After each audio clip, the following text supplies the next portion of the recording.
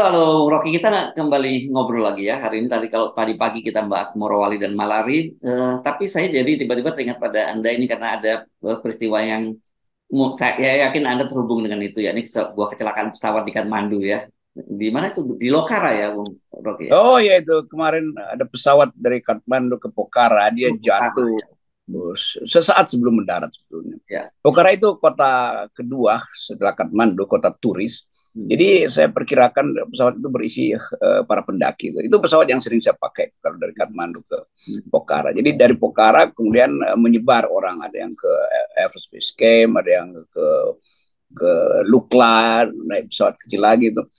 Dan kita selalu merasa bahwa ya di Himalaya itu soal cuaca itu betul-betul hal yang setiap hari bisa menimbulkan geger, turbulen itu karena topografi dari pegunungan Himalaya. Tapi kita ikut berduka dan ini kecelakaan yang setelah mungkin 30 tahun terakhir kecelakaan paling besar. Ada kecelakaan-kecelakaan kecil yang nyambar atau kalau di Lukla itu tiba-tiba pesawatnya oleng karena ditiup angin aja dia bisa oleng karena bandaranya di ketinggian 3.500. Tapi sekali lagi selalu memang ada risiko penerbangan di Himalaya.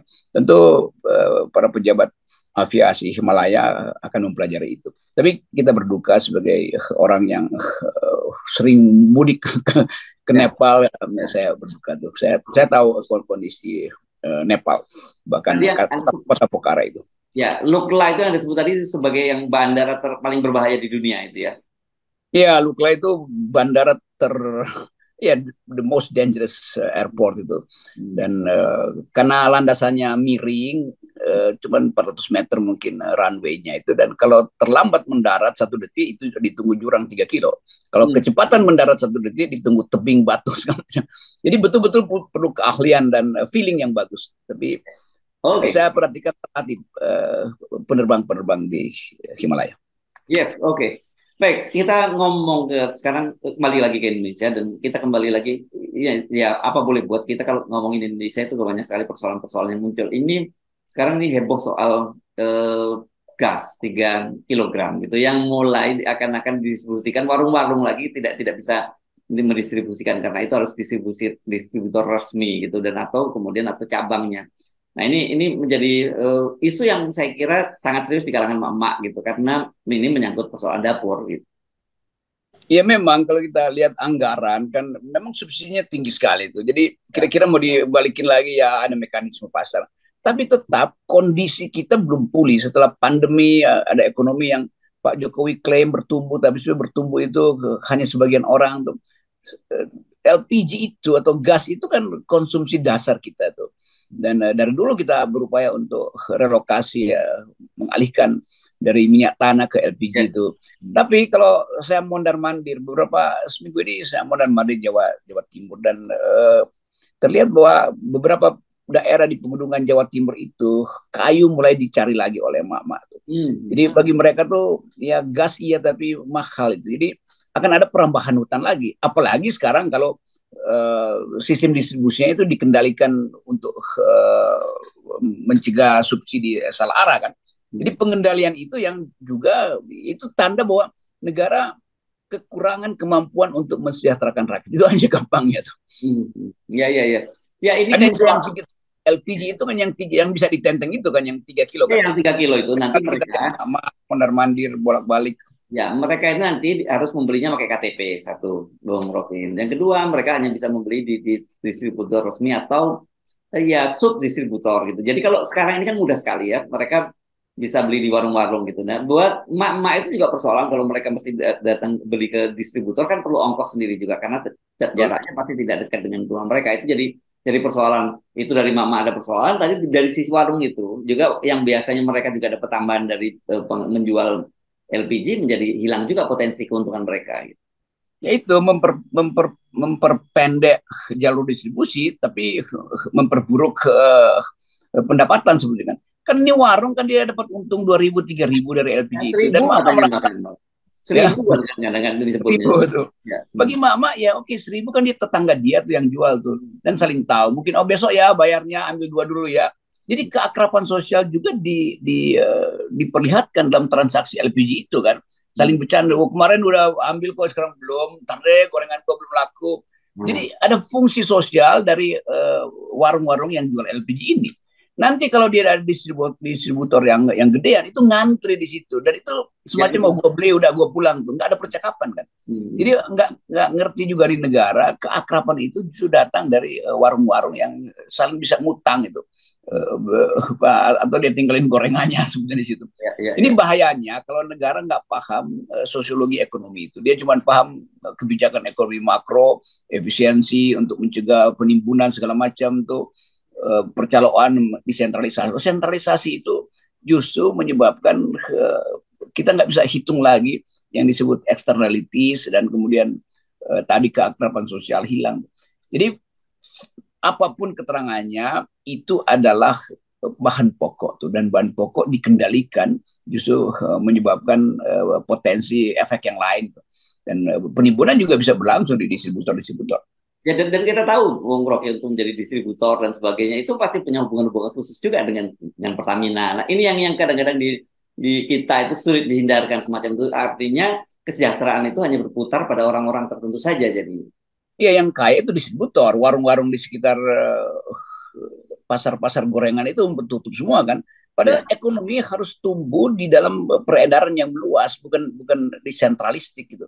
Jadi sekali lagi nih, ya mungkin pemerintah tahu bahwa ada kesulitan, pelan-pelan nanti yang bahkan 3 kilo ini mau dihilangkan aja tuh, sehingga orang beli sesuatu yang 12 kilo saja langsung ya. Ya, produk buat kelas menengah sebetulnya.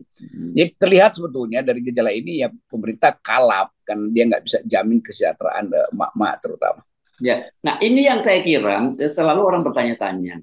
Oke, kalau alasannya katakanlah distri tidak tepat sasaran, ada memang orang-orang yang orang kaya tapi mentalnya miskin tetap menggunakan gas melon ini yang 3 kilogram ini. Kemarin juga ribut-ribut yang saya kira mungkin nggak akan berlanjut soal orang kaya harus dibedakan ketika naik kereta api misalnya gitu, KRL yang dianggap bahwa itu juga salah tepat sasaran gitu. Tetapi di satu sisi kan kita tahu pemerintah misalnya menggalakkan program kendaraan listrik, dan itu subsidinya gila-gilaan. Subsidinya bisa sampai 40 sampai 80 juta untuk membeli mobil listrik, dan untuk sepeda motor bisa 5 sampai 8 juta.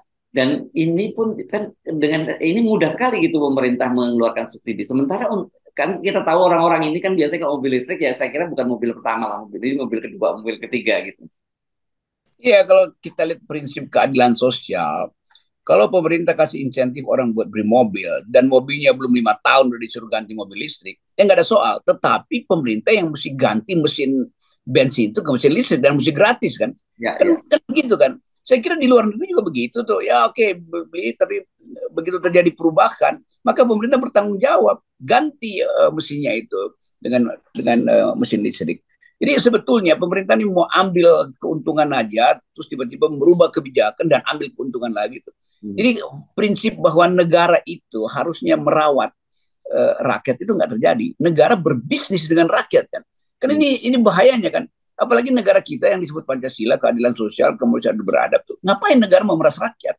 Jadi negara menipu rakyat tuh. Oke nih, beli mobil kita turunin harganya. Tapi tiba-tiba dikendalikan konsumsi BBM-nya karena mau dialihkan ke orang-orang yang lagi siapin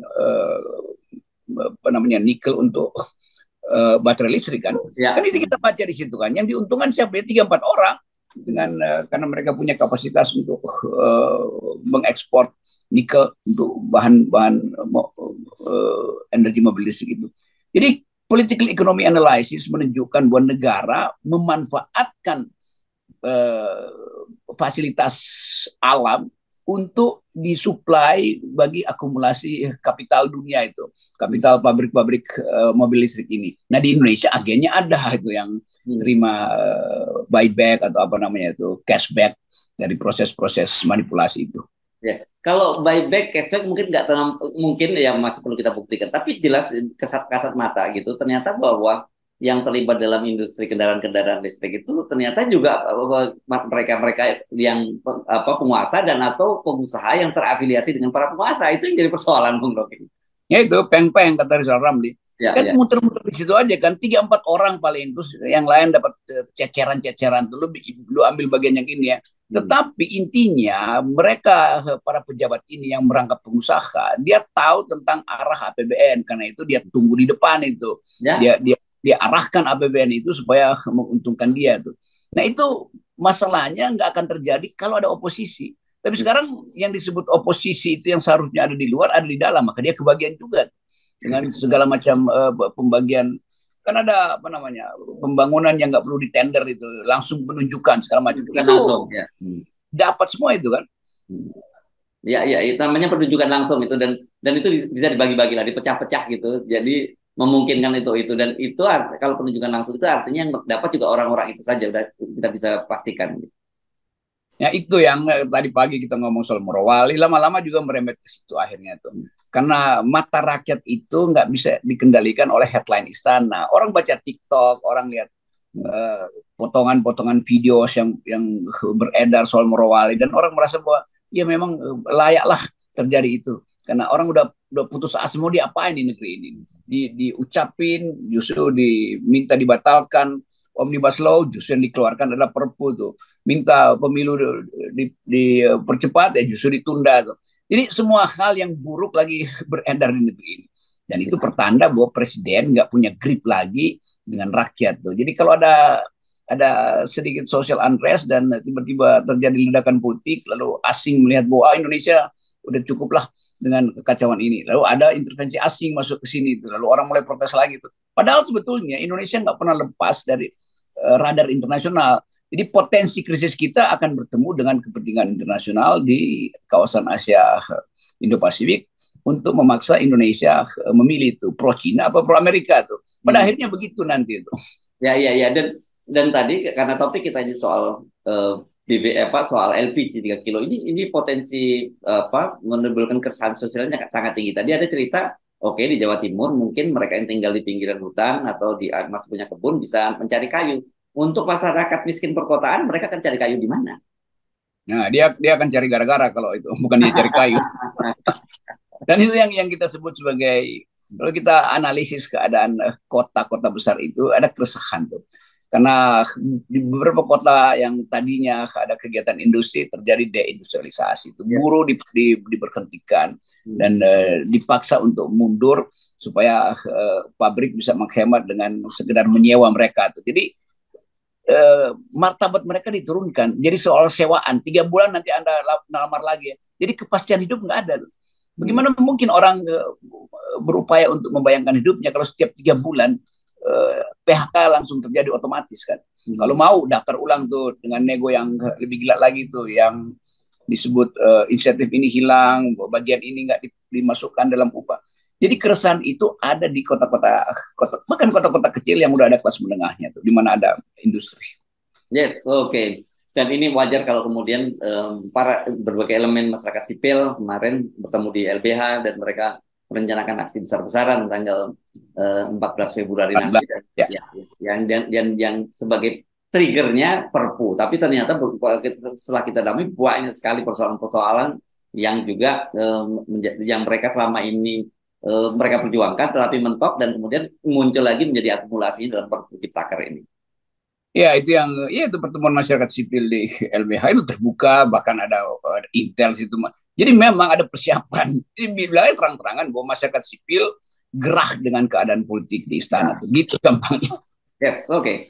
Baik, terima kasih Bung Rocky, dan kita tetap posisi semula 0%. Basis kritik kita. Oke. Thank you. Yes.